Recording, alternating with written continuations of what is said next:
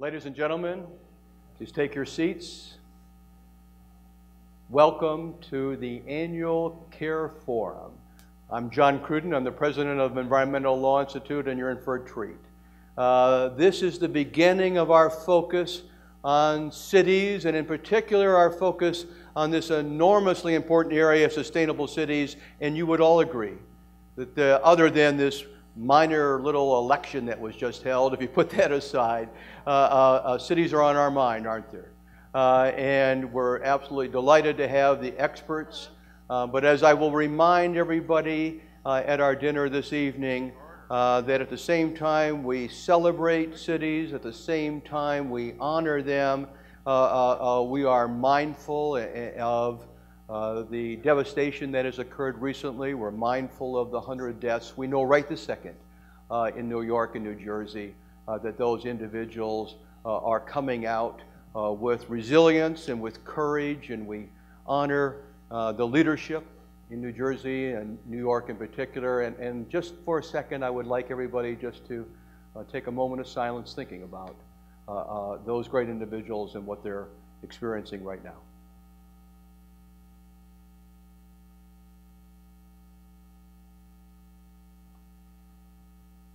So here's what we're going to do. I'm going to introduce our moderator, who really needs no introduction, Lynn Scarlett. And then I'm going to introduce the other panelists and then turn it over to Lynn to take over.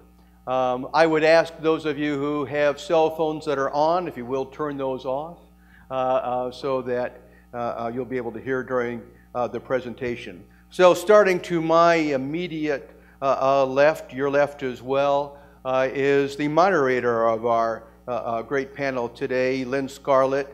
Many of you know Lynn because for a number of years she was at the Department of Interior where she served most recently as a Deputy Secretary of Interior and their Chief Operating Officer. One of the things I remember Lynn best for during that time period is that she spearheaded and chaired the Cooperative Conservation Task Force, which established a partnership and collaboration office to strengthen interagency cooperation and conservation partnerships. She is now the co-director of the Center for Management of Ecological Wealth at Resources for the Future in Washington.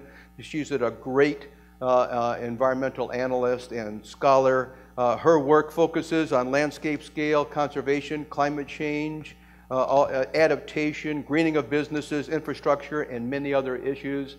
And we welcome her as a great friend of ELI, and she will lead this discussion. Solly Angel is a senior research scholar and professor of urban planning at New York University. He holds a doctorate degree of city and engineering planning from Berkeley. He's taught urban planning at a number of leading universities across the nation. He's been a senior consultant to the United Nations, to the World Bank, to the Asian Development Bank, the Inter-American Development Bank, but relevant to what we're going to be talking about today in September.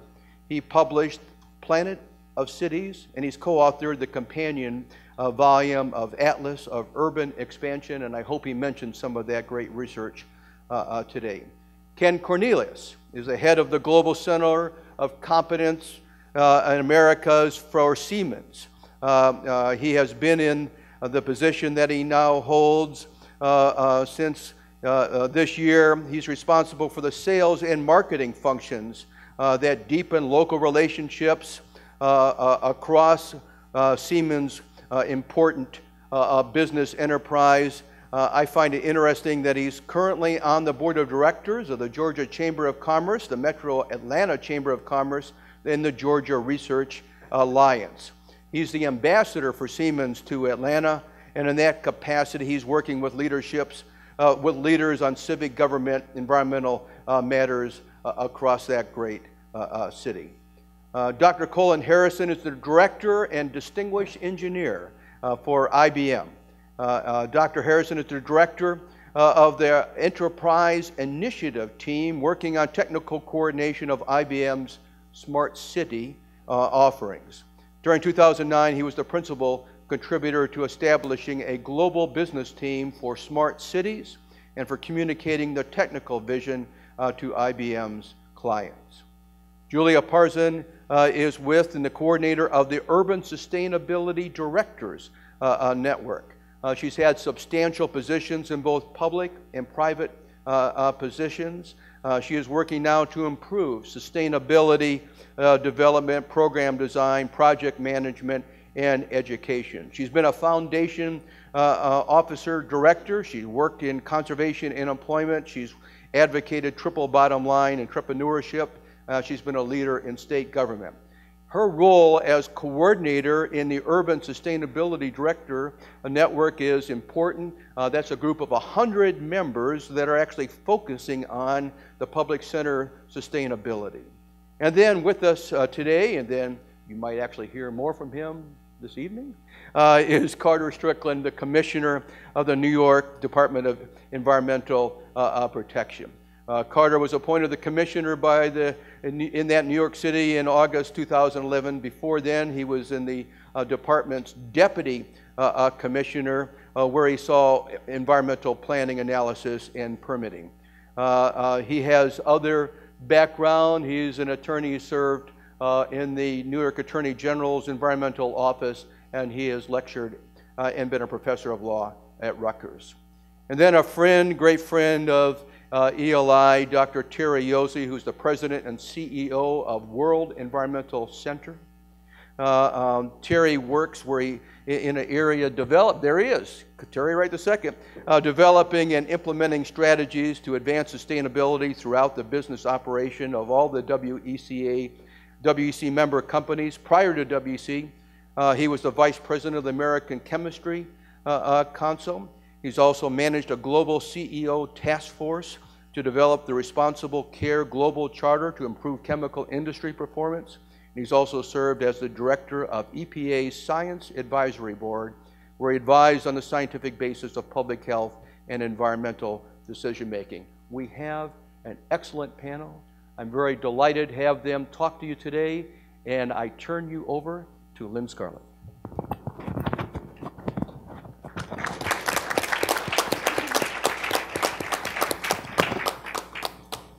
Thank you very much, John. Thank you very much, John. And I want to first join John and express my sympathies and condolences and concerns to all those communities that were so affected by the recent hurricane, and appreciate the outstanding work of the public servants and private citizens that helped to recover from that effort. And thank you, Carter, for your efforts there.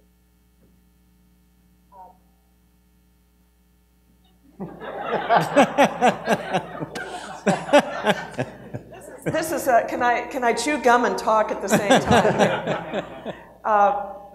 Over half the world's populations now live in cities, and that trend continues upward. And of course, a central question is, as more and more folk, cities which already struggle with many challenges, how does one bring about social well-being, environmental well-being, economic well-being, the three pillars of sustainability? I'm not going to try and launch this discussion by defining sustainability. I feel like it's a bit like that Supreme Court decision, you know it when you see it, but we'll hear the various expressions and elements of it through the conversation with the panelists. City sustainability, though, does require comprehending the linkages between cities and countryside. Sustainability is not simply about cities. They are linked, in fact, to the natural world, the rural world, the agricultural sector. It requires thinking holistically about the interconnections of water, energy, transportation, communication, and other infrastructure, something that we were so acutely aware of in the recent aftermath of Hurricane Sandy, how there is a domino effect. When one system goes down, it affects others and others. And then, of course, there's the constant refrain of how all of that interconnects fundamentally with human well-being. Now, there are challenges as we think about these and as we respond to these issues. There are governance challenges. We have interconnected issues, interconnected domains, and yet fragmented institutions, multiple jurisdictions, different agencies with specific responsibilities. How does one bring those together? How does one achieve coordination so that we can look at the whole while still looking deeply at the parts as well?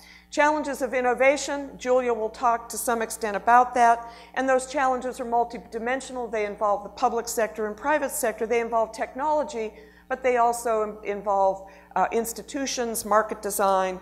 They involve thinking about ways of addressing old needs with new concepts. Into that picture, of course, comes green infrastructure, and some of our panelists have talked about biomimicry, talked about bringing nature back into cities as we think about increasing city resilience. They involve challenges and questions about the decision setting. Are the regulations, rules, and processes within which cities, both here in the United States but elsewhere across the world, are they commensurate with the needs of working on a multidisciplinary, multi-agency, multi-jurisdictional way? There are finance challenges, old infrastructure, needs for new infrastructure, who pays for what and how. And then, of course, fundamentally, there are challenges with respect to the well-being of people. And this perhaps includes questions not only about their ability to have food, to have jobs, be educated, but also fundamentally challenges of civic engagement. Part of sustainability, I think, is about that engagement, about ensuring that decision processes engage those who are affected by decisions. So with that very, very brief prelude, I'm going to turn, and what we're going to do is have a conversation. I will ask questions of the panelists, get a little bit of a dialogue going, move on with another question to the next panelist, and then we hope to engage this audience in some discussion as we move towards the close of the program. And I'm going to start with Colin from IBM. In your writings on cities, you describe the challenges of meeting the food, water, and energy needs of cities that collectively are growing at a pace of 180,000 people per day. Talk about the need to rethink assumptions, introduce the concept of resilient cities. And I'd like the panel to think about, but start with Colin, think about the characteristics of resilient cities and how do these characteristics depart from traditional assumptions about functional cities. Thank you very much, Lynn. So the work that we began several years ago in IBM around smarter cities probably fits quite well into certain aspects of sustainability. But in the last 12 months, I've personally become very much involved with a group of large enterprises that came together to initially look at the stress nexus, this challenge around water, energy, and food that we anticipate for mid-century. Which in part is driven by population growth, but actually far more driven by the emergence of a global middle class, which really is what drives the demand for these things. And from that, we've started to understand some principles that we might apply to cities, to regions, to industrial areas as well. I think first principle would be learning, the ability to learn from history. I think one of the saddest things that I came across in Japan last year when I was in northern Japan after the earthquake was that in the valleys going down to the ocean that were inundated by the tsunami, there are stone markers that have been there for 800 years that say, do not build below this line. And yet people did. So the ability to learn from history, and then the second point, then to have foresight, and to anticipate, to understand what are the known threats as well as the unknown threats, but to understand those threats and to mitigate them, essentially to make sure that you make an appropriate investment in defenses, infrastructure. And of course, Japan is perhaps the world leader in that kind of preparation. Japan has 28,000 kilometers of coastline, and 40% of it has a tsunami wall around it. It still wasn't enough, of course. A third principle that goes to the heart of what IBM would like to bring to this area is around connectedness, the flow of information. We have a concept we call the single version of the truth that we've applied, say, in Rio de Janeiro, that allows in an emergency for all of the responders to have a common vision of the actual situation that is integrated across space, across the dimensions of the city, also across time. So I think those are, for me, probably the most important principles here. Just make a point that resilience is a little bit different from sustainability in that it's very much about that ability to essentially rebound from a major stress, whether it's an acute stress like a hurricane or an earthquake, or events within a long-term stress, such as resource spikes or spikes in prices of resources that can cause challenges to a population. So I think I'll leave it there then. Carry on a conversation here before shifting questions. Let's probe this concept of resilience a little bit more. And Cardo, I want to turn to you. Having just come out of a major, indeed historic hurricane, presenting all manner of challenges to the city, how do you think about resilience? And having gone through this experience, rebounded and continuing to rebound, does it cause you to think about that concept any differently, and or what do you think the city has done well, and where do you think are areas in which further resilience might need to be reconsidered and invested in? Well, I think it was devastating, certainly. We had 41 lives lost. The number just went up yesterday, unfortunately. And acres of neighborhoods were devastated by a 14-foot storm surge. I think it certainly gives new urgency to worst-case scenario planning. First of all, I can say that we're certain the city can bounce back. It happened after 9/11. This is a lesser impact on lives, fortunately, probably greater impact on property. It will happen. The question is, how do we do it? And I think there's been a number of planning efforts underway already. So we did learn from past disasters in the city. We now have a very robust Office of Emergency Management, contingency plans and the like. We were able to order the evacuation of folks in low-lying areas, certainly averting not every death, but quite a number. That said, a number of the planning efforts, I think, that were underway will have new urgencies. We have studies underway to measure down to the pump level in our wastewater treatment plants the elevations. Well, we've gone off already in the post-storm and tried to, salvage something useful from this experience. I mean, we actually have the infrastructure that I'm directly responsible for weathered the storm fairly well, but we've gone with chalk to measure and truth out our models. So it will be a learning experience. Now, what do you do with that? You certainly have to invest.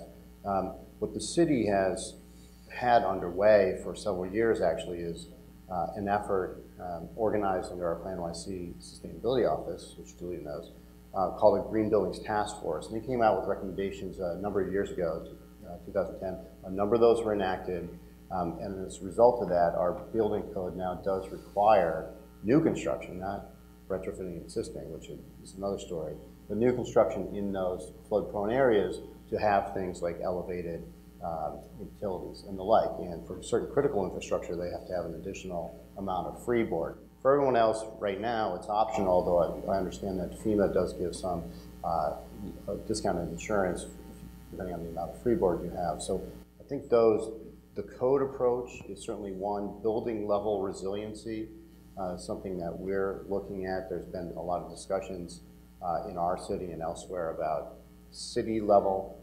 structures, and I'll have more to say about that later tonight. But I think certainly there's small scale interventions that you can do right now that can protect your city.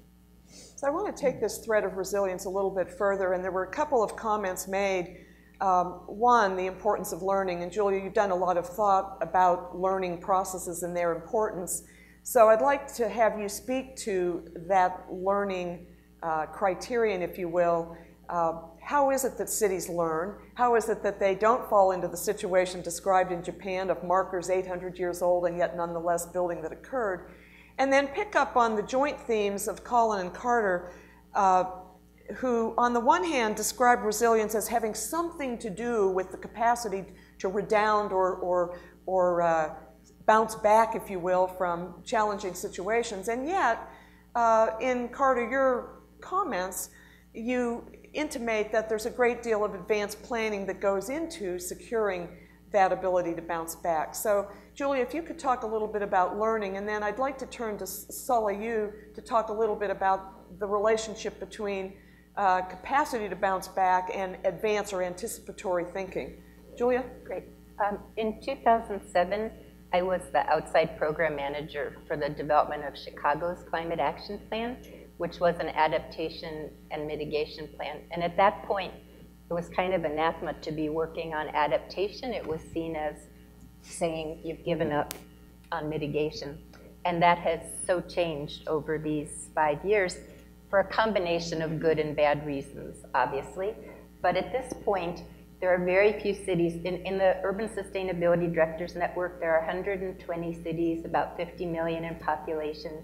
New York City is a real leader in this network. It's a peer-to-peer network of cities.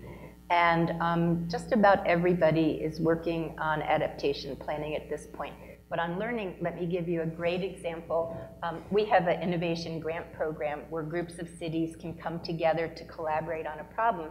So 7 Mountain West cities came together, sometimes hard to talk about climate change and adaptation in their cities. And so they decided if they worked on adaptation planning together, they could point to each other, and they could also learn from each other. And of course, they have some similar issues around water. So instead of one city doing a plan, 7 cities are together doing a plan. They're getting moral support from each other, but they're also being able to pool resources to study together, and they're being able to test ideas, different ideas in different cities, and see how they work and compare. So this idea of having a region that shares some common issues around, for example, climate change, being able to learn how to adapt together is really powerful. I mean, they are very excited about it.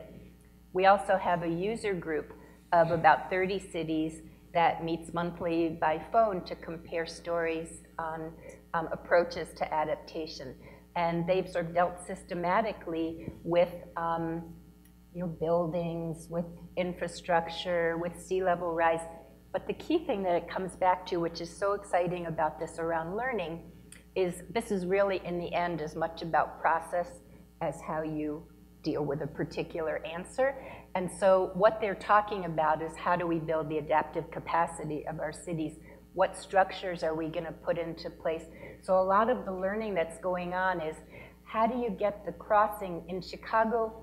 We actually had a pro bono project from Oliver Wyman. It was an $800,000 project for the city to do a risk assessment for every department in the city. What is the risk around transportation? What is the risk around water? Okay, great to have the study. It was fantastic. But what was important was the conversations that took place with all of the different departments around the table, seeing how their work interfaced. So learning at the city level of the interconnections, which is partly how you get innovation, learning at the regional level by going through the process together, and then at a North American level by saying, okay, New York, as I said, has been a real leader in this. It's building policies other cities are looking at and adopting. There's some great work going on in Toronto about insurance risk. Other cities are looking at that. So this is an area where you can model adaptation and learning so well because it's what the topic is really about. How are we going to be ready to change as our environment changes? Sola, can you pick up the theme and talk a little bit about resilience in your perspective? Yes. Let me start by saying that I really like the term resilience because I think that it suggests that there are going to be setbacks and then we have to come back rather than prevention, which is what people want. They don't want to be bothered. Just get it right the first time, and we don't want to hear about it. So we're just after a few days of no electricity, no hot water, no internet, no telephone in New York, and we just ordered a landline instead of the vonage line, and then a transistor radio with one of these. So now we're back to increase a little bit our ability to handle shocks in the system, which we were not prepared to before. Now, I think that there is an important distinction here to be made between rich cities and poor ones, right? There is a river in Jakarta, for example, that floods every year. And there are squatters that build their shacks along the edge of the river, and they get washed out every year. And after they get washed out, they build the structures again. So they're very resilient. And they don't they don't invest a lot of money in these shacks. And the fact that they get carried away, it's okay. So I think that what we're going to face in New York, I'm sure is going to face this soon enough, is demands for mitigation. You know, let's have a big barrier out there in the ocean that's going to take care of everything.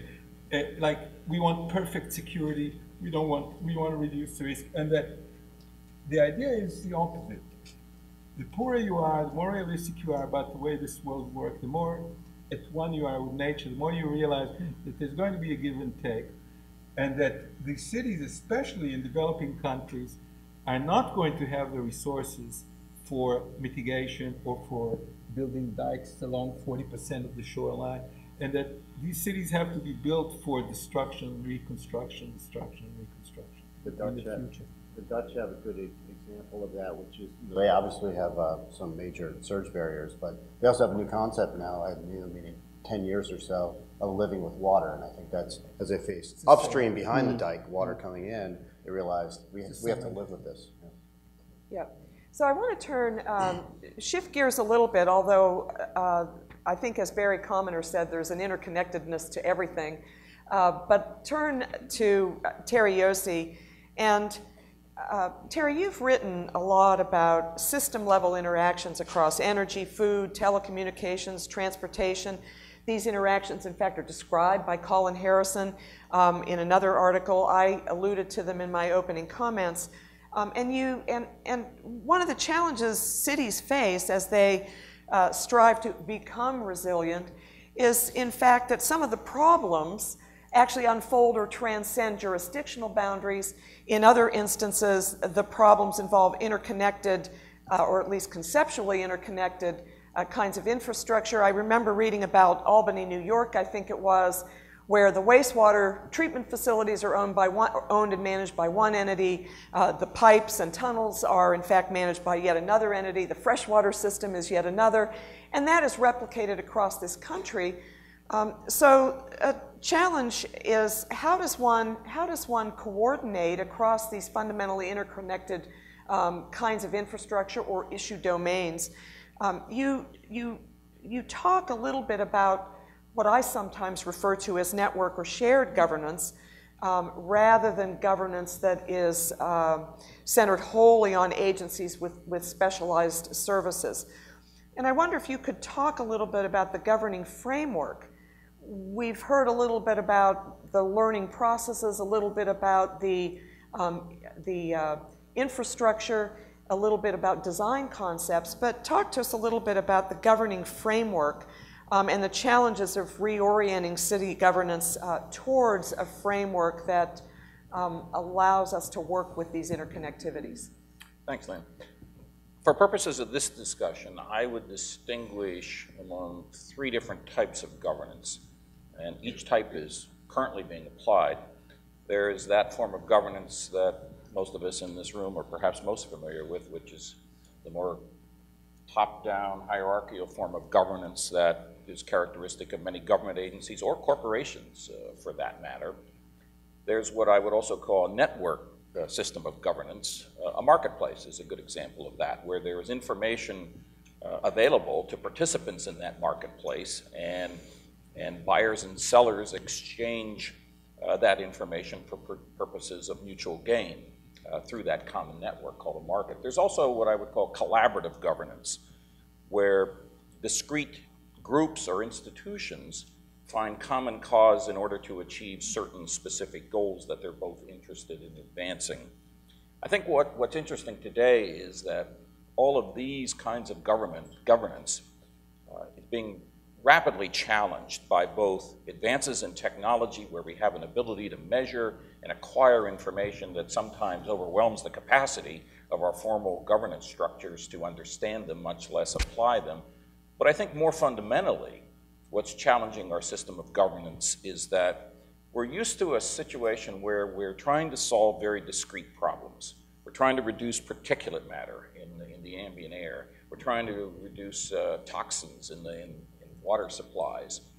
And we have very discrete programs and initiatives in order to manage that, and we've done reasonably effectively at that task. What's fundamentally changed, though, is now we're in the middle, at the beginning, leading edge of a situation where the challenges facing us are more at the system level, where you have the deterioration of many different kinds of infrastructures at the same time, or where you're trying to respond to the connectivity across water, food, and energy, or we're beginning to understand the impacts of climate change. The system of governance that we have is very ill-equipped, ill-designed, ill-prepared to deal with that system level of integration. And since New York and New Jersey are so much in our mind these days, I was reading in the New York Times the other day that Governor Cuomo has already said that he favors a response where New York City would have massive construction of seawalls around the flood-prone areas of Manhattan. And my response to that as a person was, how would he know that that's the right answer at this point? There are going to be a number of other proposals, whether it's the modification of building codes, et cetera.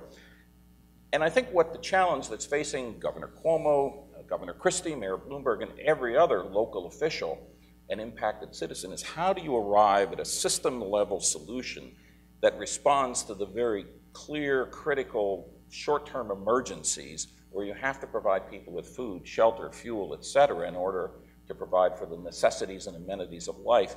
But in the process of making those decisions, how do you leverage the adaptability of those urban areas so that the next time the big storm arrives, and it's more likely to arrive sooner rather than later, and it's just as likely to be as fierce, if not more ferocious, than the one that was just experienced, how do you leverage those short-term decisions in behalf of the adaptability of urban areas to persevere, survive, and thrive against those system-level changes? Fortunately, we have examples of where people are already trying, and in some cases have successfully grappled with those issues. I'm not going to go into detail about this, but I would urge you to take a look at what's going on in the management of the Colorado River Basin, a geographic area that's just as large as the area impacted by Hurricane Sandy, and one just as complicated with all the politics of water of the West and the interest of environmental groups, water authorities, hydropower, Native Americans, number of other organizations, consumers and citizens, and they have been successful in designing a governance process whereby they've elevated the level of governance to respond to the system-level challenges that they're facing. I'm going to come back in the discussion and offer some proposals on governance, but let me stop right there. Let us turn to the two folks from private industries, Colin and Ken. If you look at the literature on network governance, it actually starts in the private sector as many companies move from vertically integrated provision of goods or services, then to a contracting model, and then finally to what might be called a partnered or network model. And I wonder if either of you might respond to how you think about working with multiple other entities, public and private, to pull together the multiple knowledges, if you will, to deliver the services that your companies are now delivering. And we'll turn to Colin and then Ken. So I think one of the things that, if I can allude to Japan again, one of the things that was a wake-up call for many companies last year was that an earthquake and a tsunami in northern Japan had repercussions in Detroit and Stockholm. That as a result of globalization, as a result of a global internet, we find ourselves as enterprises now through our supply chains connected to disasters on the other side of the planet. And that, I would say for IBM, has caused us to do a lot of introspection and development work around the context analysis. You know, when when the flooding occurred in Thailand last year, about this time last year, for example, our own supply chain people clearly were concerned about the people of Thailand, but said, but IBM has no manufacturing there, so in a sense, we're not affected.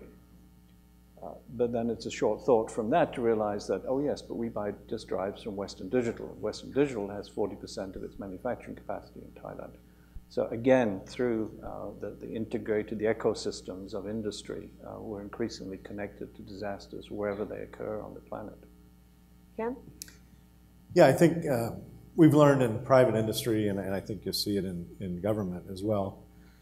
Everybody's fine with working together as long as they're the one that's in charge.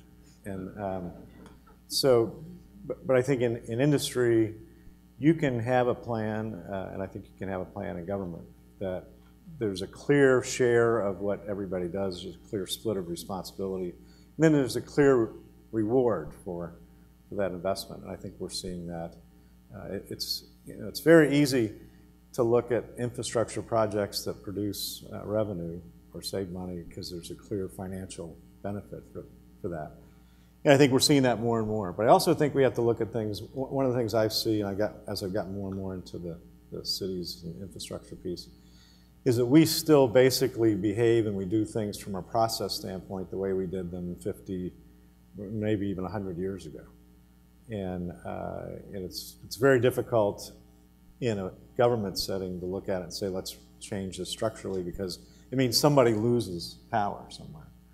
The idea of a city and a county combining responsibility and sharing the expenses, reducing the expenses and sharing the benefit from that, it's almost unheard of. But even the way that we build buildings, still we do things the way they were 100 or 200 years ago. So we've got to, somehow somebody has to take a stand and try and stand out there. And the place I see it starting is with mayors of cities, because unlike the federal government can put things off for a long time.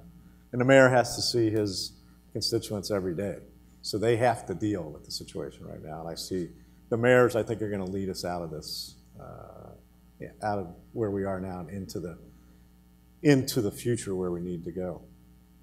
Terry, I want to come back to you and then go down to Carter on this issue of governance across space, jurisdictions, agency areas, public and private. And we're used to governance, certainly in this country, in which an agency has a set of responsibilities, and in many respects, that brings a clarity of accountability. Right. When one shifts to network or sharing of governance across an attempt to address interconnected issues, challenges of accountability present themselves, and I wonder if you can talk a little bit about that, Terry.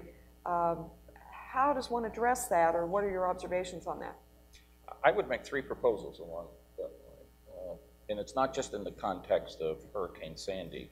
I think it's in the context of a number of other issues related to system-level impacts.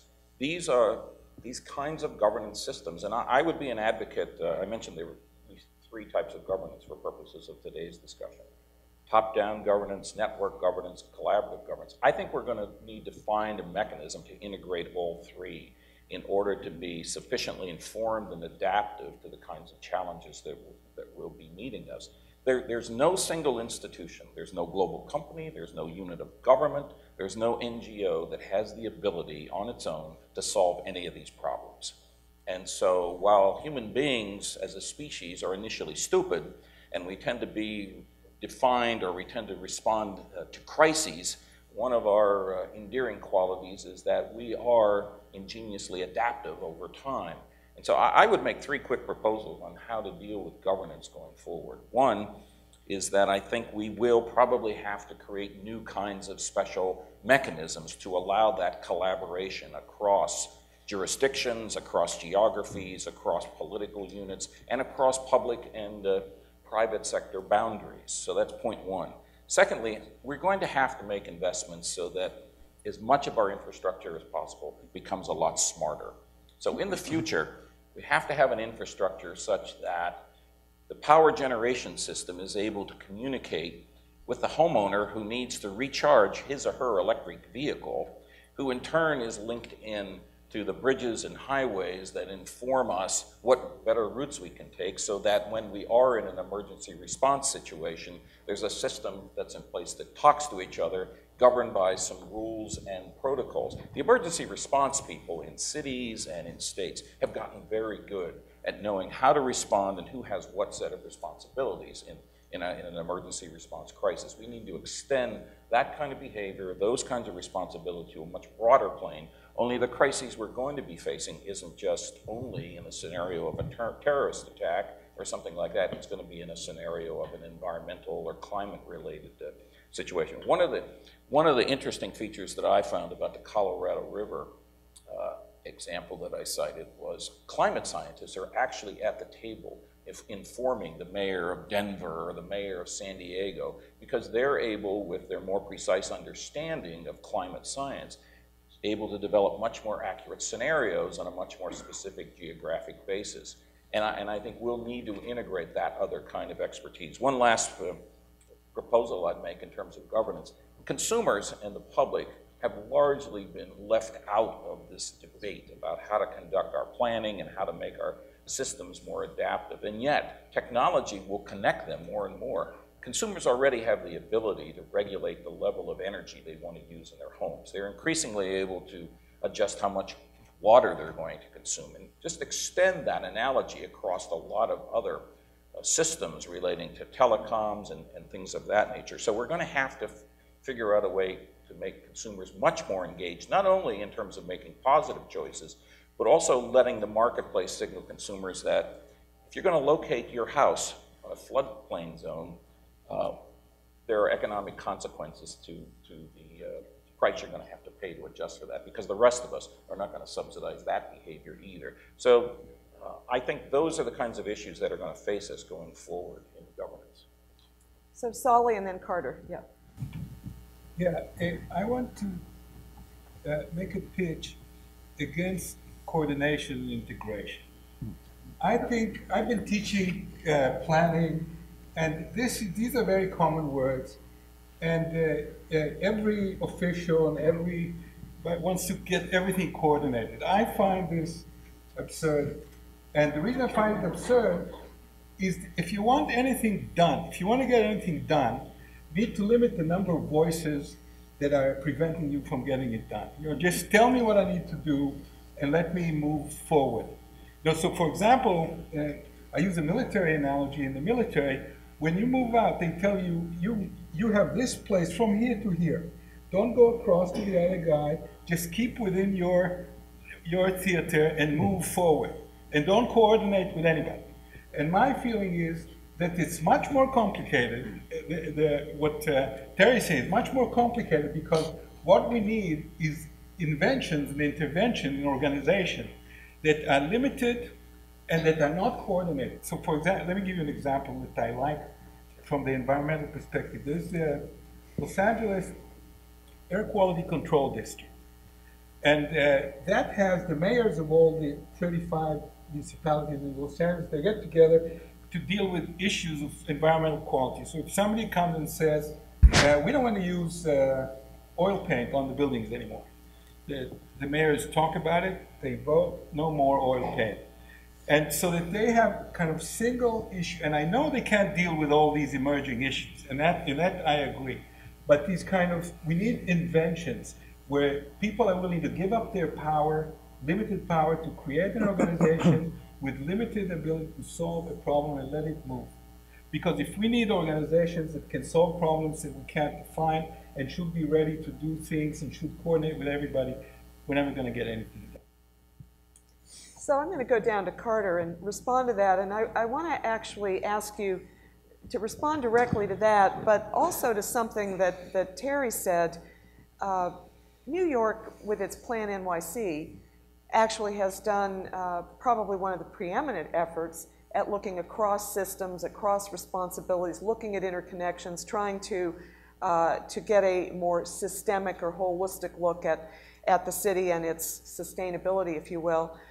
One of the issues that you raised with one of your colleagues is while the city is thinking in that way, the ability to work with the federal government and where the federal government is on some of these issues is not necessarily where it needs to be, and your ability to coordinate with them and go where you're trying to go has been something of a challenge. So maybe you could speak to that, but also react to Solly.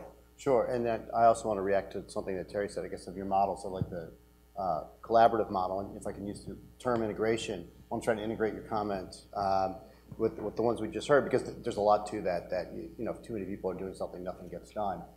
Someone's got to be tasked with it. So I guess we can use the example that we had in Plan YC when the mayor got together, really starting in 2006. You know, some of the walls that had to be broken down were pretty high, and those, of course, were the walls between agencies who each had a very specific mission. But because they were doing it fairly well, the synergies between those missions were not being exploited. And I think a few things explain our success to date.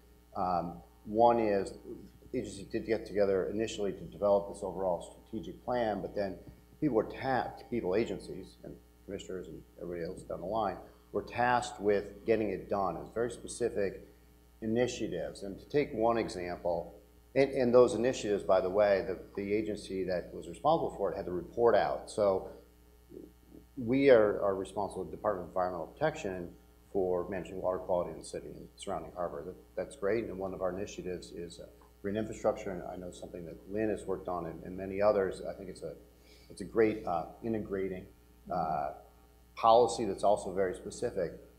We've been able to get together with, for example, our Parks Department, which has gardeners and landscape architects and the set of skills that we're acquiring but don't quite have, for them to deliver projects. So it's more of a project delivery mechanism, but we are providing funding and reporting and ultimately are responsible for getting it done. So that is a very specific model that works. Lynn spoke of you know, how we create space for that to work in the context of being a regulated entity, Clean Water Act in particular.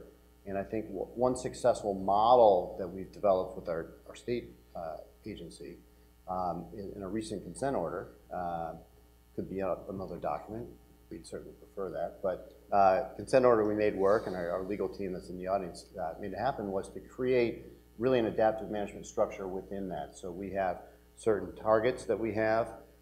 Every 5 years we actually have annual reporting, but every 5 years we try to meet those. If we don't, we assess whether there's slippage or, you know, if there's excess. I guess there's nothing for us to do but, you know, plow on and continue succeeding. But that is a model that works, and what it does is give us space to try to find the best way to get things done, like our collaboration with Parks Department. So I'm going to go to infrastructure. There's much more that could be said about these governance challenges, but let me turn, Ken, to you. And among the major challenges that cities face, and think worldwide, so in the US we have aging infrastructure. We've all seen various price tags for replacing or upgrading and updating that infrastructure. But worldwide there are places that have no infrastructure or very, very limited infrastructure, very crude infrastructure. So Ken, I want to turn to you, and for transportation, water supplies, wastewater management, telecommunications, some of that infrastructure, as I noted, is antiquated. Elsewhere in the world it simply doesn't exist. The price tag is high. How do the cities of this nation go about investing in infrastructure? Are there creative concepts? How does one go about that? Does it require rethinking what the infrastructure is so the price tag is lower? Could you give us some thoughts? Yeah, you know, it's a lot of those things, but I think at some point in time, we have to start looking at cities as more like a business and their citizens as more like customers. And I know sometimes we look at all these people moving into cities as a big problem, but actually it's a big benefit. It's because then you can spread the cost of that infrastructure across more people. But I think what you have to have, obviously, if people are just moving in without jobs, then that's a big problem. But what we're seeing around the world is that people are coming in. There is innovation, and if you look at Germany, since our company is headquartered in Germany, It's the highest cost labor of anywhere just about in the world. It's the highest taxes of about anywhere in the world. It's an old country, and their economy is the envy of the world. And one of the reasons is they take the money and they spend it on things like education and innovation. And so when you do that and you have a good infrastructure, you encourage businesses to move in, you encourage people to move in, and you can have a great city. If the biggest problem that cities have is not people moving in, it's people moving out. If you look at some of the cities around that are having some real trouble, it's cities moving out. And not everything has to have an obvious return on investment. Things like safety, I mean, if you think about New York City, they've done one of the greatest jobs of improving the safety of the citizens there. But that's one of the greatest values, and that's what brings people in. That's what raises property value. That's what makes it a great place to live and to work. So I think we have to kind of rethink when we think of too many people moving in. We have to think of it as what is the return going to be for the city and for the people. And there's great examples of spending money that makes sense. You know, it's too many times governments get in trouble by spending money for political reasons, and then that just cascades into a whole mistrust and imbalance of budget and things like that. But I think it takes strong leadership. But most infrastructure and most sustainability investments by nature are going to pay for themselves. It takes a long-term view of that, but in almost every case that I've seen, and by definition, sustainability, you're using less stuff to do the same thing. So that's beneficial. That's financially beneficial, and the infrastructure is all part of that. So I think most infrastructure, if you look at the big picture, the whole picture, and just one more thing, most mass transit systems don't pay for themselves by the ticket sales. And so they say, well, why should we do this? Because it doesn't pay for itself. But if you look at what you don't have to pay in extra freeway lanes or in time that the citizens save in getting to work or greenhouse gases produced by more cars on the road, then they almost all pay for themselves. So I think we have to have a holistic view of the infrastructure investment. Yeah, Julia, with your network of cities, can you talk a little bit about infrastructure and innovation? You know, we hear these great big price tags, and one way to respond is, well, how can we do things better, cheaper, smarter? Perhaps lowering the price tag. The other is, of course, thinking of innovative finance. What's the role of the private sector in all of this? Could you speak to what your network is thinking about in regard to that? And then I'd love to hear, Colin, your thoughts from the private sector. And then I want to turn to Solly and introduce a new question. So cities, as was pointed out earlier, are very practical. Mayors are very practical. So of course, everyone's asking the question right now, how do we do it cheaper? And in a way, I feel like having the sustainability conversation is making sure it's not cheaper, but also better. So what's happening is, you take an example like Philadelphia on their green infrastructure. They developed new tools for being able to analyze cost benefits. They decided we're not just going to look at stormwater, we're going to look at water quality, stormwater, recreation, clean water all together. And changing the analysis could show that green infrastructure was preferable to another option. If they hadn't had the tools to do that kind of analysis, they couldn't have done it. So what I see now going on in infrastructure among USDN members is really driven in part by needing to find ways to pay for infrastructure, especially as you see less federal funding at a time where there's a lot of infrastructure needing repair. So one piece of it is, how do we do this at a lower cost, more efficiently? How do we close leaks? All of these things from an efficiency perspective, process improvement are very active. The other part is innovative finance. And I know, for example, there are a number of cities that I work with that are very disappointed at this point with the private sector involvement on the investment and capital side, especially related to energy efficiency. But more of those partnerships are forming. And then in terms of the innovative finance, a lot of it is around infrastructure banks. It's just talk at this point, but you have great examples like in Los Angeles, the mayor really supporting the 30-10 plan to put in 30 years of new transportation infrastructure in 10 years, and the federal government responding, well, with a lot of advocacy to increase the funding available, the transportation funding available to do that. So one of the big opportunities is that most of these cities that I work with have internal change agents now, either sustainability directors or chief innovation officers, and they are going around as plans are being developed and raising these questions. Can we combine with this other area? And so I see a huge amount of innovation, but also a tremendous frustration about the difficulty of attracting capital. So Colin, what can the private sector do or bring to the table? You heard some expression of frustration with the private sector, at least as it relates to energy efficiency investments, but what is the role and what can the private sector bring to the table in terms of enhancing both innovations in infrastructure and the financing of that infrastructure? I think on the finance question, there are two principal groups there. One is the reinsurance companies. 2011, I think it was the worst year in history for them in terms of losses, and I can't remember the exact number, but it's getting on for $400 billion that they had to pay out from insurance losses from major natural disasters. And there's creativity there. We do, through this Resilience Alliance that we take part in, we do a lot of discussion with Swiss Re, for example. We also had similar discussions with Lloyd's in London too, about their ability to creatively make investments that will reduce the risk that they're insuring. So there's a mutual benefit there. Now, I think in the case of Hurricane Sandy, I think the actual amount of insured property is relatively small. I was talking with Swiss Re last week. Their view was the total losses, insured losses there, were probably only maybe $10 billion or so. It's still a big amount of money, I appreciate.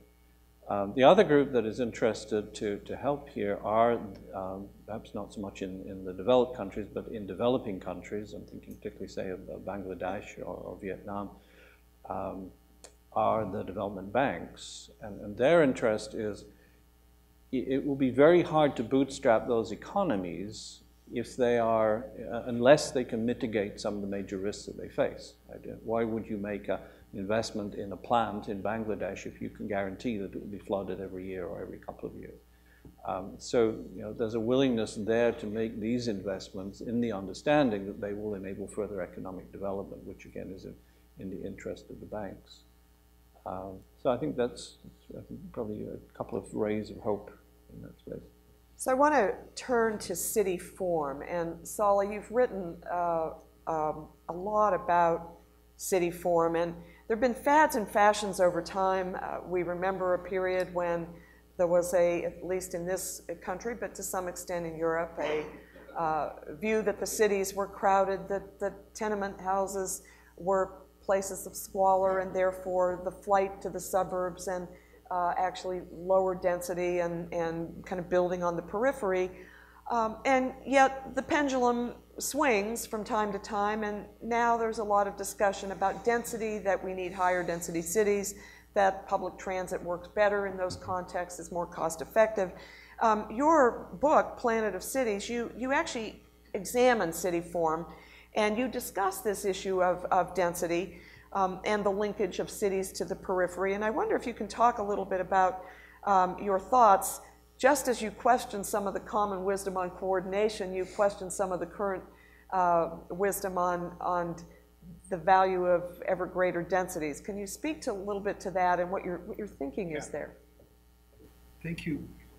Well, first of all, the overall topic of this meeting, sustainability, we have to put it in a global context. So California can be very well behaved, but if California is well behaved and India and China and sub-Saharan Africa are not well behaved,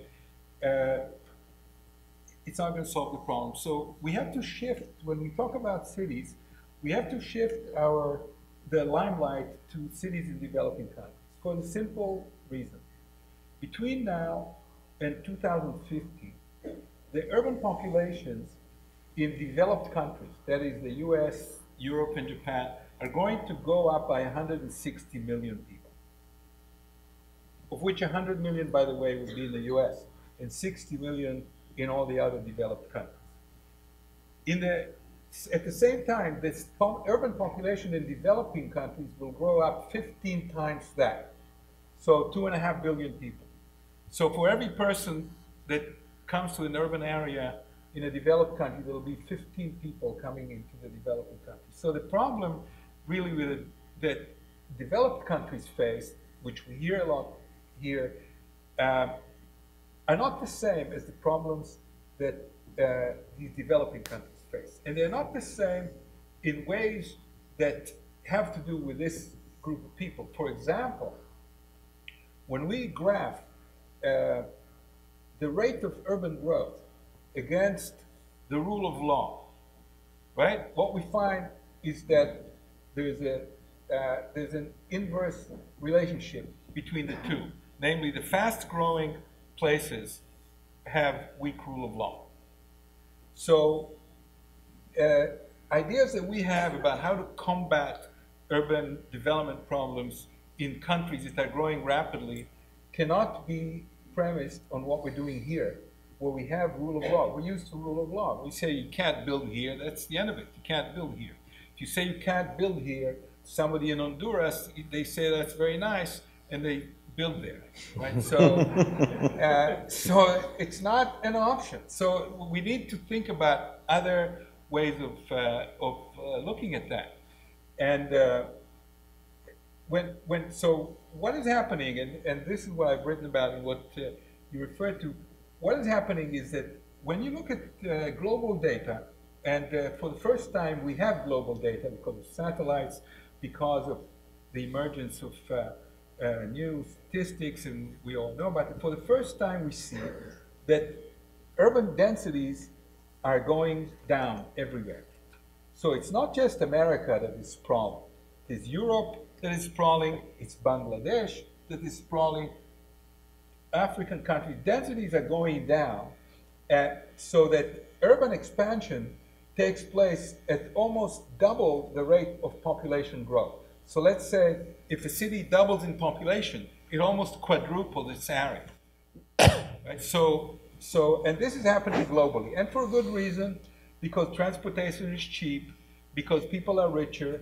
And I'll give you an example. In Tianjin, for example, 1978, when Deng Xiaoping started his reforms,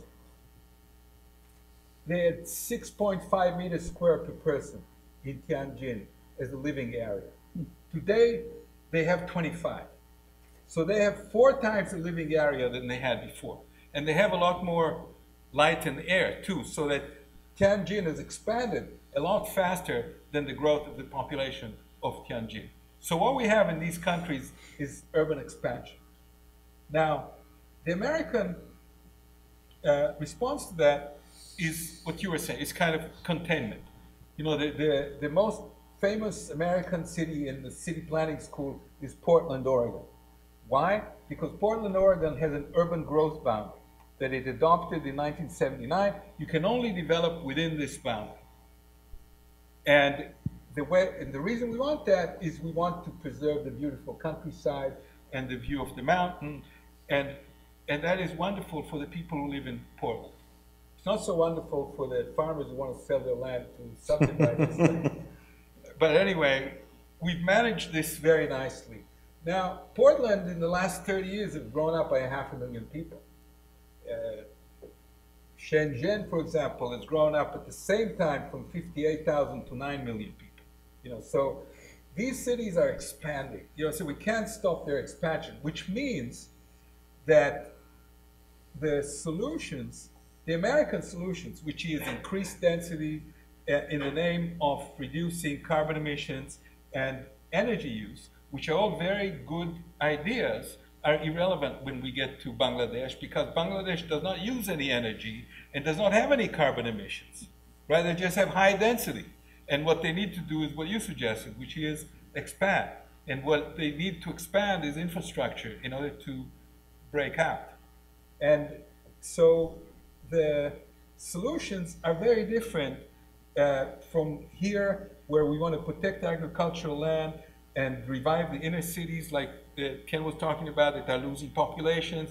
And when we talk about developing countries which have exactly the opposite predicament, which is they need to suburbanize, and only so far, only so far as they can sustain their public transit, for example, right? So we don't want densities to go below 50 people per hectare. But in Atlanta, there's 6 persons per hectare. There's nothing you can do you can talk about public transit in Atlanta, it's a joke. If they wanted the same subway system that we have in New York, in Atlanta, they need 2,400 stations to get everybody to be within walking distance of the train. That's absurd. So to talk about city form and sustainability, we have to kind of be realistic in terms of what is the relevant response to the relevant situation. So in American cities, and I need to start in American cities, the things that are keeping densities down are government regulations. So, for example, if government said, well, you can build another unit on your suburban home, a granny flat on your suburban home, the affordable housing problem in the US would disappear. There would be enough suburban homes to house everybody. But we don't want that. We want to regulate that down, right? So we need to re-regulate, not deregulate, but re-regulate in American cities. And finally, one comment, too much talk about the private sector and what the private sector needs to do. And I think we've lost the spirit of public works. We've lost this idea that infrastructure used to be something that the community did together as public works. And when you talk about our city, about New York City, and you ask yourself, how much land is in public use in New York City? The bastion of capitalism. I give it to you as a riddle. Usually people don't get it right. 50%. So New York is built with a public spirit, with public land, with the 1811 grid, with Robert Moses and his crazy machinations, but we have 50% of the land in public use. And nowadays, to get land in public use becomes more difficult because people will say, well, the public, we don't trust the public, we don't. So I want to give the audience a chance to ask this great panel some questions, but I want to turn with a final question, Carter, to you. A recent Department of Energy report on infrastructure vulnerability underscores the urban systems and services are vulnerable to cascading effects. And this gets back to a theme that we started with, interconnections and so forth. Hurricane Sandy did result in devastating damage. The city is doing a yeoman effort to rebound.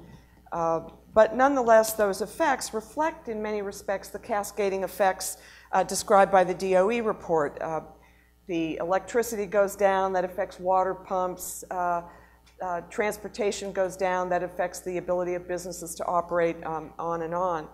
So looking at those vulnerabilities, and as our understanding in places like New York and elsewhere deepen, both from experience and from thought, how does this change how cities like New York think about mitigating risk?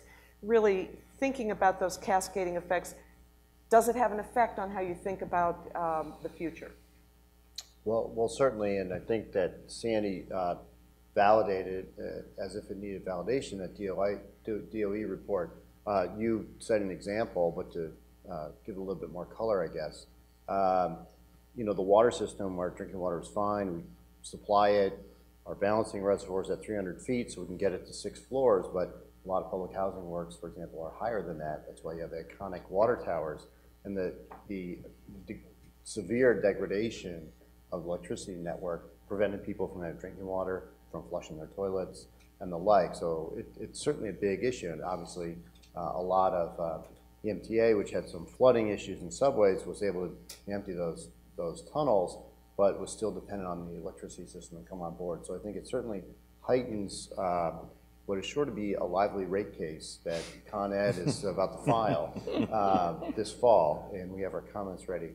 But it also does, I think, really beg the question of systematic thinking in the regulatory field. That's, I think this audience is well attuned to that. For example, wastewater treatment plants are required to be energy independent to some degree and have backup generation and the like, but that's great. But there's certain regulatory requirements about how often we can use backup generation from the airfield that may, in fact, add to that degradation of the network. So, for example, if there's about to be a blackout, we can't turn on our backup generation. But, of course, if we were able to do so proactively, we could prevent a blackout. That would be very helpful. So I think that kind of system thinking, to bring it back to maybe some of the things that Terry's spoken of, is very important across the regulatory structure. So I'm going to ask our panelists to give a one or two sentence little summary thought of what they'd like to leave the audience with, and then we'll go out for questions. And there are, I believe, 2 microphones out there that can be passed around. But quickly, just 1 or 2 sentences, big thoughts, final thoughts. And Terry, start with you. I think all of the types of changes we're discussing are going to dramatically reshuffle the definition of roles and responsibilities across government, across the private sector, the NGO sector. Agencies like EPA are seriously going to have to rethink what is the role of regulation of air quality when the next generation of automobiles will probably be based on a hybrid electrification system that don't emit particulate matter. So I think just rethinking roles, responsibilities for adding value to achieve goals that society wants, I think is a major elephant that's in the room. Julia. I was talking to the food systems policy coordinator for Portland a few days ago, and he said, what we do is we want to put the right rules and parameters in place, and then we get out of the way and do everything we can to help. And on the flip side, there's so much innovation going on in cities. They need the regulatory framework, the policy framework, the funding framework to get out of the way and allow, but I mean in the most positive way, to set the performance parameters, to have performance requirements, but then to support the innovation that's already going on. Ken. Yeah, I touched on it a little bit, but I think when we look at doing something new, if we were starting all over again, would we do it that way? Or are we doing it because it's an iteration from where we are? Because in the private sector, this is how companies go out of business, is they keep doing things the way they used to, and they don't take advantage of benefits of innovations and of new thinking and of best practices. So I think we really have to look at things. Would we really do that again if we're going to start over again? So, Solly. I have 2 thoughts. First one is that cities are extremely resilient. They fall apart and then they come back together. And the best examples are not Sandy, but the wars. They demolish them and then they are back up. So all the cities that have been destroyed by wars are now back and built up and functioning. So the cities are resilient. And we need to make it a bit easier for them to come back. But we need to trust them with their creative abilities to be able to reinvent themselves and get back to life and do the next thing. And I have great trust in cities. The second thing, which is that all these innovations that are happening here at a very fast rate are largely irrelevant for where we need the innovations and the sustainability inventions that are needed, because they are needed in cities in the South, and we're inventing them in the wrong places. So we need some mechanisms for inventing these things elsewhere too. Colin? I mentioned three good principles of learning, foresight, and connectedness. There's actually a fourth one, which, at least in the immediate aftermath of a disaster, is at least as important as those three. And that is the ability of individual citizens, inhabitants, to self-organize and locally respond to the disaster. Not to have to wait until the municipal government or the federal government comes and helps them. But you know, many lives can be saved, much property can be saved by local self-organizing groups. Nowhere so spectacularly, in my experience, as in the coastal towns of Chile after their earthquake, 2010, when these towns were cut off from the central government for about a week. And there were many sort of heroic acts that came out of local leaders at that time. So that's a great fourth principle as well. And Carter, last word. Sure, success breeds success. So I think we can look to many examples of what we need to do to invest now in lasting infrastructure for, let's say, 22nd century. Why not? You know, my grandchildren and great-grandchildren might be, you know, the beneficiaries there. A few weeks ago, I you know, went to the 75th anniversary of one of our wastewater treatment plants, built in 1937, WPA project. We've you know, upgraded it substantially, but you know, the bones are there that we're using now, and in that significant investment with a view towards the long term will benefit future generations. Thank you very much. And let's now turn to the audience, and we have, wow, lots of questions. Gentleman in the front. I'm Doug Keare, and I'm a little bit surprised. I think Sandy, in addition to all the misfortune that she caused that has been spoken about, seems to have skewed the discussion a little bit in terms of whether we can just sustain the cities that we have, rather than the original definition of why the term sprung up in the first place, of whether the cities were being generated and operated in a way that was sustainable, not only for the cities, but from the world in which they are created. Because after all, we're talking about a storm that many people who believe in science feel has been contributed to in terms of the likelihood that it would come along and the severity of it by global warming. And the carbon emissions that are creating global warming are generated overwhelmingly in cities. 50% of energy, I'll leave aside water use and abuse and materials use and abuse, but 50% of the energy is in buildings, most of which are in cities. 25% is in transport, much of which is in cities, and most of the rest of which is used or misused between cities. And 25% is in industries, most of which are, due to no fault of the cities, is in cities. And then, those figures are a little bit high because there's 10% for other things, but those are the major energy users. And we didn't really get to the question of, how our cities do or don't contribute to solving the problems that we're all causing until we got to urban form. There were a few mentions of things before we got there. So I'd like the panel to spend a little bit of our remaining time talking about the things that are being done and can be done, as opposed to all the things that can't be done in Bangladesh and places such as that, to try to get a handle on that part of the problem. Good, thank you very much. Let's get a couple reactions. We have a lot of questions, so while we could spend the remainder of time on this one, let's take 2 responses to this and then we'll go to the other commenters. Anybody want to dive in?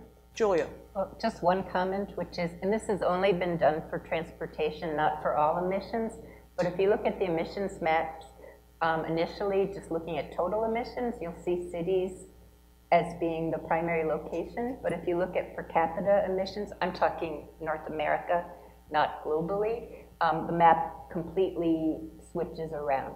So one comment is, at least with how we're assessing emissions now, it seems as though there are some efficiencies in cities, although we are looking at it from a production perspective, and you didn't mention consumption. Most cities haven't done the emissions analysis by consumption, so I'm not going to speak to that. It could be cities look a lot worse. But I think there's a number of studies that show that there's efficiencies around energy use. These maps tell a story around transportation. So I'm not sure, I'd like to hear from other members of the panel, but I don't think, even though cities produce a big share of the emissions, I think on a per capita basis, there's indications that they have the potential to create a lot of solutions. Let me take the questioner and shift it a little bit. That's an important insight. Cities on a per capita basis may look different, but nonetheless, the questioner is asking, notwithstanding whatever that profile is, what are cities doing? What can they do to reduce our greenhouse gas footprint and to help address that problem? Does anybody have a quick response to that? Yeah, go ahead. Colin? Well, just one example. We've done work with the City of New York schools. Schools, I think, account for something like 1,400 buildings in the city. Some of them are relatively modern. Some of them are at least a century old. You can't affordably make the century-old buildings as efficient as the modern ones. But what you can do is buy groups of schools of similar type, similar age, similar construction, to find out what's the best operating principle for heating or ventilation in that building, and then apply it to all of the schools within that particular cluster. So this is a relatively inexpensive way of producing substantial improvement in the building efficiencies there. And yeah, Carter, maybe you, sorry, I'd like to just add that, still to your point though, that the people in North America use about 30 to 35% more energy than people in Europe do. And you know, both of them, and when we did a study for London came in, they wanted to look at the city, and it started out as congestion pricing for downtown, and they said, well, let's just look at everything and see if there are other things we can do to improve the CO2 emissions of the city. And the #1 lever that they had was insulation of buildings, which is relatively inexpensive, very easy to do, very quickly. And so there are a lot of things that can be done, and a lot of the one thing I think cities can do better without raising any taxes is putting more regulation. I hate to say put more regulation, but you put more regulation that makes sense to make people do relatively inexpensive but very effective things. And one way to do that, Ken, is one law that we put in place allows building owners to understand. It's really harnessing the power of information, so it requires buildings over 50,000 square feet to benchmark, report out, and they'll know what their neighbors are doing, what their peer groups are. They're going to realize, many buildings, they're leaving money on the table. And to your point about insulation, we're changing the zoning laws now so that you can add external, up to 8 inches of external insulation, which is a lot cheaper than doing an internal, without penalizing your floor area ratio. So there are some ways that, there's a lot of, the low-hanging fruit out there. Let's take another question. Again, we could go on this one for several hours, but I know we had several other hands up here in the front. Other questions? Yes. Well, we've got the mic in the back, fine, and then if you can bring it up here. Hi, Bob McKinstry from Ballard's Bar in Philadelphia. One of the things that we've been looking at in terms of energy is, which would improve sustainability as well as resilience, is moving from a grid top-down structure to what people call a web. And the need for a web where you have a lot of local generation, both solar storage in for instance, Philadelphia is setting up a charging system. And one of the things you've been talking about with electric cars is using batteries to store alternative energy. Now, moving to that requires some different model for how we pay for and regulate electricity. Jim Rogers has talked about dealing with megawatts, and how do you see adapting our regulatory and structure for electricity to move to this more resilient pattern? I'll add that it was brought home to me. Sandy passed over our farm, and I have a 5.5 kilowatt solar system, but I didn't have electricity because it's shut off to protect safety when the grid goes off. Any thoughts? Yeah, well, tying everything together, and we have a pretty old system, period, but tying everything together is very complex because the sources are very diverse, and but it does what we call a smart grid combined with microgrid. It is able to go and look at what's the cheapest source that we have and bring that in at the time. So it's good from a cost standpoint, and it's also good from tying things together. If one area goes down, then another area can pick it up. There's a lot of work being done in that, but I think one of the things that we talked about earlier is there's a lot of jurisdictions, there's a lot of governments, there's a lot of different entities, and a lot of them are competing entities. You know, believe it or not, there's big companies that don't like the idea of people having their own solar power or their own generator, and there's a lot of politics that are against it. So I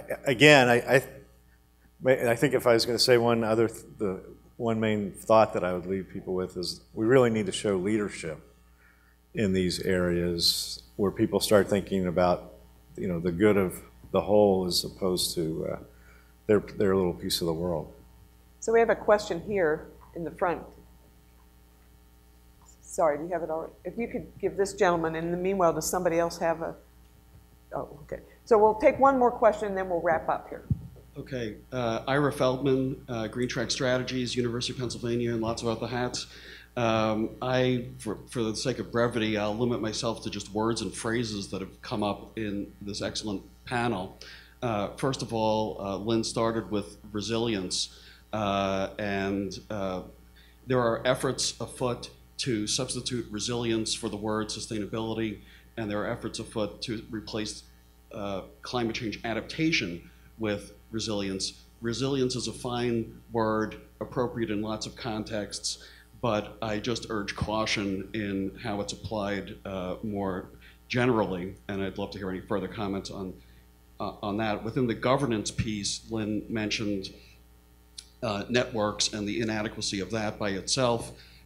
In that academic arena, people tend to talk about networks of networks, nested networks at different levels of scale. So different levels of scale, federal, state, local coordination would be something else that I would open the door to conversation on. I'm sure if Terry had a couple more minutes, he might have gotten into the reason why we need to change governance approaches, moving away from command and control regulation and moving away from public-private dichotomy to multi-stakeholder dynamics, and the need for multi-stakeholder processes to fit into governance. And if anybody on the panel knows of good examples of that at the urban level, I'd love to hear about it. And finally, the other word that caught my attention was coordination.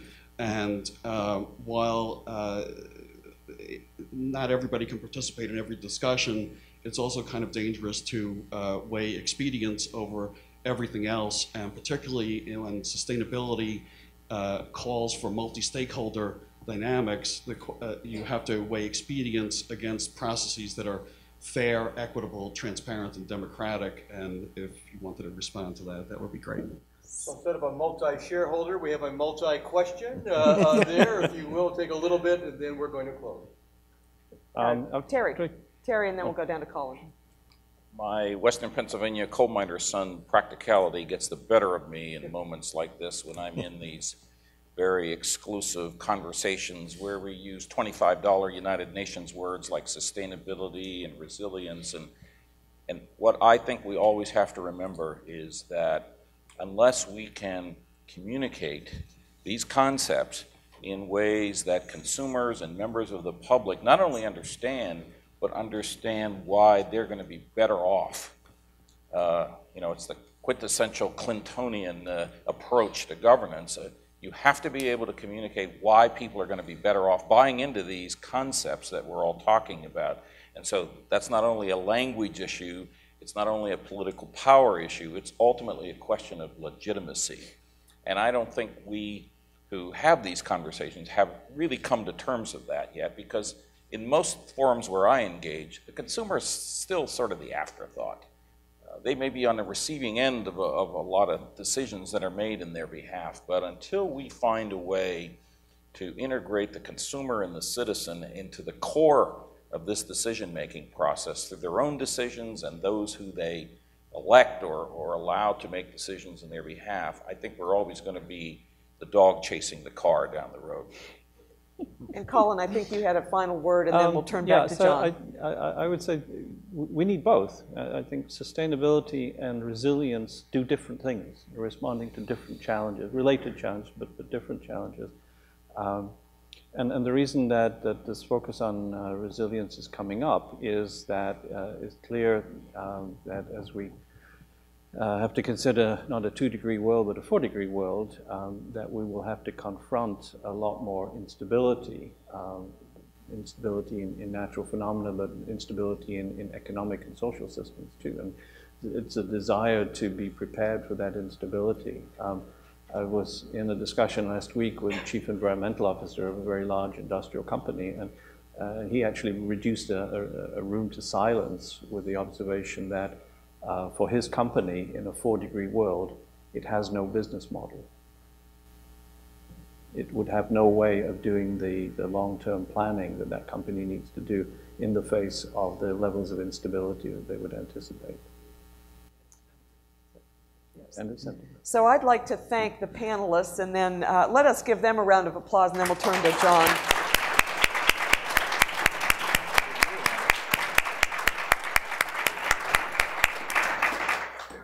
What a great subject. What great questions. What a wonderful panel talking about something that will now be the theme of the evening. I would be remiss if I did not point out, this is the Keare Forum for a reason.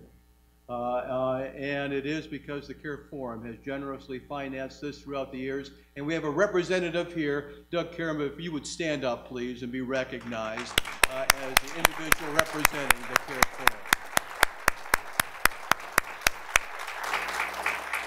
Remember how we started out, thinking about cities, thinking about what they're going through right now, but now we're going to gloriously celebrate one of the great cities of the United States. We'll celebrate Play NYC. We'll listen to more speakers, more talking about that, but carry the enthusiasm, carry your adrenaline, carry your concern of how we actually move forward this agenda of sustainable cities. Thank you so much.